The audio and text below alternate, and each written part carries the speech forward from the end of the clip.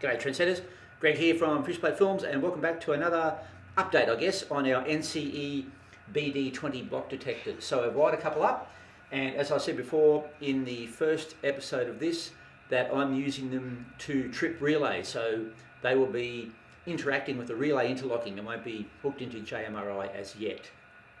So they will be doing different stuff that they're normally designed to. They're detecting trains as normal, but instead of sending a 5 volt, I think it is logic, to ground back to your signalling system, they're actually running a 12 volt relay, and we'll get into that in a little bit. And yeah, so we've had a couple of little pitfalls and things that we've had to organise and fix, but all in all, yeah, they're going very well. The actual detectors are doing beautifully, but there's a couple of little tricks that you might want to know, and we'll get into it. Let's have a look. Now here we have our BD20. You can see it's got 2 passes through it, so the track wire comes in, or I should say our feeder comes in through here, goes around through it once, back through it again, and then back out onto the track. So this is actually our feeder in from our track bus, and this is our new 3rd track feeder. Remember, because the whole section that you want detected has to go through the BD20. So I know this is only a small wire, but this is only a short section. So that's our feed coming in from the bus. It goes through 2 passes through the detector, which is about normal, and this is for the track just above here. So I'll do the old dry finger test, and it should. There we go. See the LED light on the relay there. So now, of course, the BD20s aren't really designed to drive relays like this. Or I sort of guess they are, but they will accept if you put 5 to 12 volts into terminals 1 and 4. They will switch a negative out of terminal 3, which is 1, 2, 3. They'll switch a negative, and that switches our relay here. Now, it says on the blurb that they will switch 150 milliamps. Now they switch it electronically, they don't have a relay in them. So they will drive, they say 150 milliamp coil. These relays here, probably a bit too big for them, but they're only drawing 50 milliamps, but there's a couple of little resistors here driving, like resistors or whatever they are, chips, and they're getting a little bit warm for my liking. And I've dropped about 2 volts across. So I'm putting 12 volts in, I'm only getting about 10 volts out through these poor little things. So I don't know whether that's, I don't know what the problem is there. The relays are driving okay, but they're about 2 volts down. So I don't know whether that's the high load of the relay, even though it's only 50 milliamps and they say they will switch 150. Relay's probably a little bit big for what they're designed to do. But anyway, we're giving these a test and we'll see how they go. So that's our track coming in, as I said before. This is our 12 volts coming in, and we're also using this relay here to actually drop a track relay.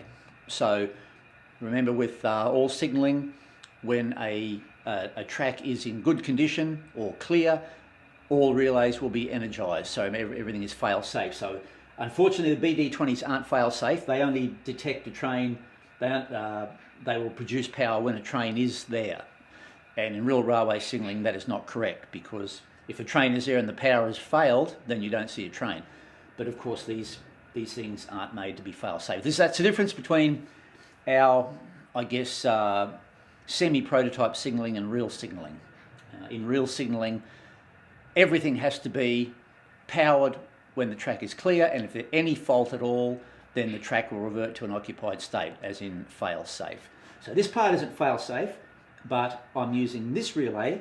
We'll go around and have a look at the little interlocking I've built, and we're using that relay to actually drop a track relay. So I'm using the normally closed contacts on this relay, not the normally open ones, to drive our track relay. So when this is energized, so this relay picks this relay, and then the 2 normally made contacts in there, or we call them dropped contacts, will actually open because the relay energizes, and then that will drop our track relay at the other end in the interlocking, and that will prove that either something has failed or there's a train on the section. So I'm going to have a look at that. Now here's our little interlocking. This is, now it just shows you, this is for 3 tracks, 3 signals, and some detection from a turnout, but this is nowhere near properly interlocked. It's not, it doesn't have a route setting, it doesn't have proving that opposite signals are in stop. So, you know, to clear a signal, you must always prove that your opposing or opposite signals or adjacent are always at stop. I haven't wired this into this section because that just makes it about 5 times larger. If I was to put route proving and signal proving in here to do exactly the same thing, I would need probably 3 or 4 times the amount of relay. So for now, we're just using the BD20s to show that there is a train in the section. So if you're coming up to it, and if you've got a green signal, well, you're right. If you've got a red signal, well, there's actually a train. It doesn't stop. It won't stop trains having a head-on, because if you go into a section, you pass the signal and you're already in the section, and at the same time another guy sees the green at the other end, they can both go in. So it's not properly interlocked, but it's giving you some idea of how much you need just to do a very simple thing in relay interlocking. And to do it properly, this would have to be at least 3 or 4 times the size. But anyway, we'll show you what happens when we've just got a train ready to come into one of these blocks, and it's actually track 11, which is this one here. So you can see that LED is lit. So that at the moment, that's showing that the track is healthy. So, or the track is clear. So the relay is energized. And we've got another 2 tracks here. Here we have, this is our points detection, or our turnout detection, or switch detection. So normally you would have a relay for normal and reverse, but once again, we've, culled it down, and I'm using a relay that is energized when the points are in reverse, when the switch is in reverse. So if I throw this, it's for this turn it up. If I throw this to normal, you'll see that relay go off there. So that's showing it's normal now, and we've actually dropped another signal over here. So we'll just put it back. There we go, we've got reverse, and these 2 signals are swapped around because the turnout has gone in front of them. Okay, so let's bring this train into the section.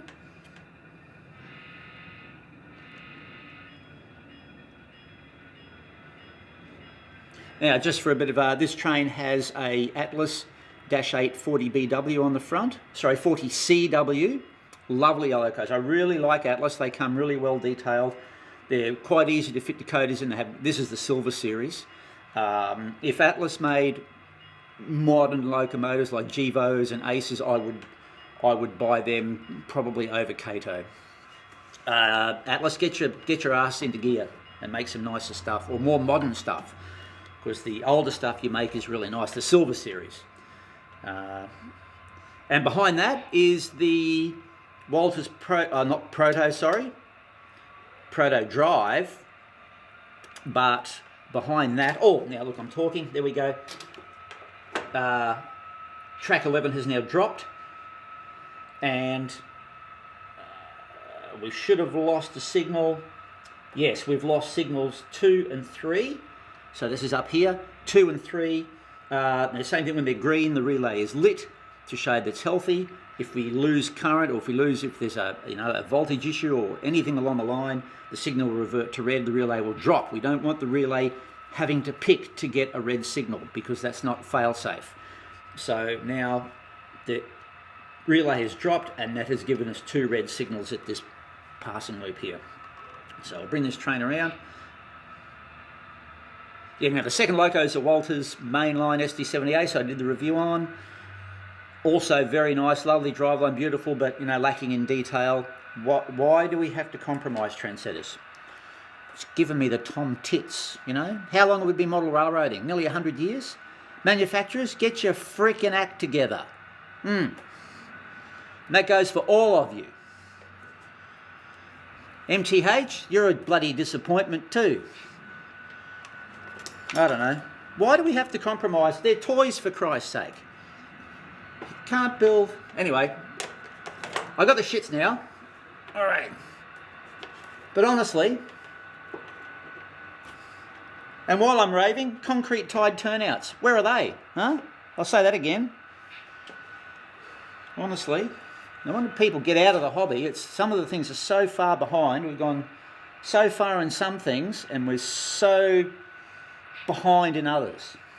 Reminds me of Australia. Don't start me on that. This is what happens, trendsetters, when you do 13 night shifts in a row and you don't get enough sleep. You get a little bit antsy. Okay, so what's happened now? We know that the train is in the section. Now, this section, let me just, while this train comes around here, try not to make this video too long. You know me, I tend to rant on a little bit. Really, Greg? Do you rant on a bit? I haven't noticed that before. This section that this train is on now is quite long. It's about 15 metres long. And what happens is, it's quite funny, in the real world, if we have track sections that are too long, and you have all dirty ballast and it rains and all that sort of thing, the track circuits can sometimes short out through all the dirty ballast because you've got, you know, a kilometre or a couple of miles of track and you've got some dirt and, you know, iron filing or whatever. They call it ballast resistance. If that ballast resistance gets too low, the current from one side starts to leak across the ballast to the other rail and it thinks there's a train there. It's shorted out the track. Now, believe it or not, trendsetters, and this is a bit crazy, it actually happens with these. It does. And it says on the BD20 blurb that if your track is too long, it sets up a capacitance between the two rails as the DCC frequencies are going through, and the detector will start thinking there's a train there. So the detector for this section that this train is on now, I'm in a bit of a cramped space here, trendsetters. I've actually had to only put the wire through the detector once, because if I pass it through twice, the detector is too sensitive and it thinks there's a train there. So there you go.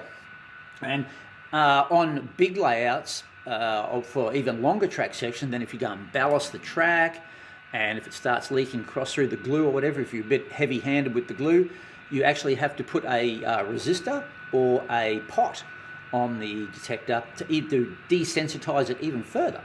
So there you go, that's one thing. But anyway, we say that, it's only got one pass through it. So you're not going to have too many track sections that are over 15 metres long, I don't think. And also another thing, the BD20 is at the end of the section.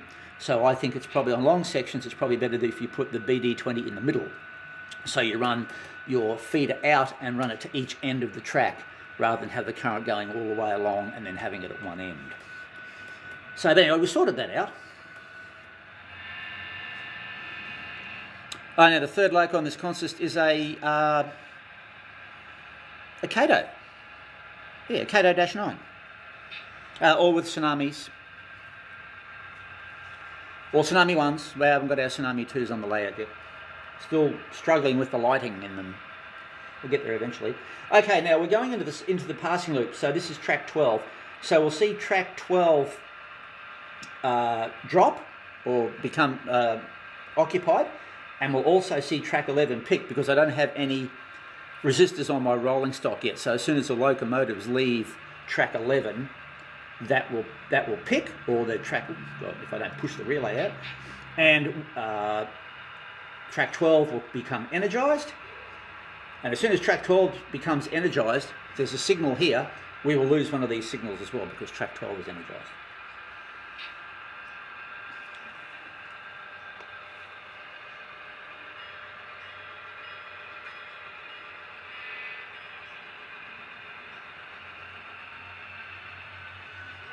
Here we go. It's like pulling teeth, isn't it?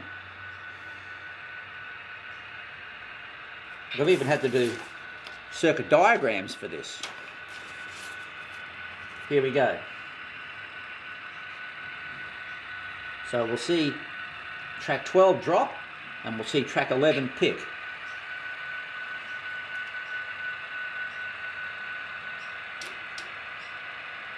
Oh, sorry, 13. It's not 12, it's 13.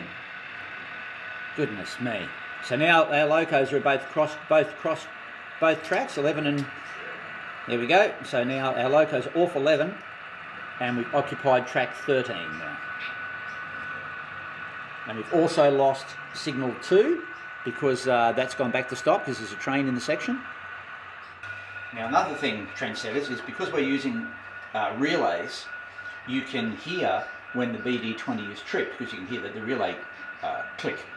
And one thing I found with this particular section, now I don't know whether it's because it's such a long section which is this one here. This is our 15-metre section that goes this way. When a train was coming out of that section and going over this insulated joint here, you can see there's two insulated joints here because this is a power district section between A and B. But when a wheel comes over and it actually moves across this insulated joint here, where you can hear me tripping out there. You can hear that relay going there. What the wheel does, it falls down. I'm just using normal insulated fish plates, but the wheel falls down in a little gap here and bridges this track and this track together. Even though the two tracks are insulated, the wheel sort of falls down a little gap there. And that's my fingers tripping block transceivers because I'm putting my hands across both and I'm trying not to do that. So when it falls into this little gap here, oops, you're bridging this track and this track. And what happens is this track here, the detected one, even though it's actually this one, but just for argument's sake, I'm telling you this one because you can see it. This track is now joined to this one, so it starts drawing some current as well because the train's on this one and it draws a tiny little bit of current here. Even though it should be drawing most of the current from this track, it draws a tiny little bit. Remember, we're only dealing with like 1 or 2 milliamps. And because I've had to desensitize this track, because it's so long, it's tripping with even less current now. So every time the wheel went across this break over here, it was going tick, tick, tick, tick, and it sounded really cool, but it was actually driving the relay crazy. Now, if you just had this hooked up to your JMRI, you wouldn't notice that. Well, you'd see the light flicking on and off. But what it could do is it could wreak havoc with your interlocking if you were trying to do other things in this section. If the train was leaving across this section for a split second, it would show that this track was unoccupied, and then it was, and then it wasn't, and then it was. So the secret is, I was trying to be smart and use insulated fish plates everywhere instead of cutting and putting a insulated gap in with some styrene. I'm going to have to change my insulated fish plates and buy ones that the post comes all the way up to the top, so the wheel actually rides over the plastic and doesn't have a chance to fall into this gap here. So what I've done with this one, this is the track that actually is detected. Remember, we only need to detect one rail. I've shoved a tiny little bit of insulation in there for some wire, and the train does bump a little bit over it, but it's actually stopped the click, click, click, click. So that's another thing we've learned. Now, funny enough, at the other end of this long section, it doesn't do it. And it does exactly the same thing. It goes across a normal insulated joint. So I think it's a combination of this track being very long and having to desensitize the detector as well. But it's a good idea.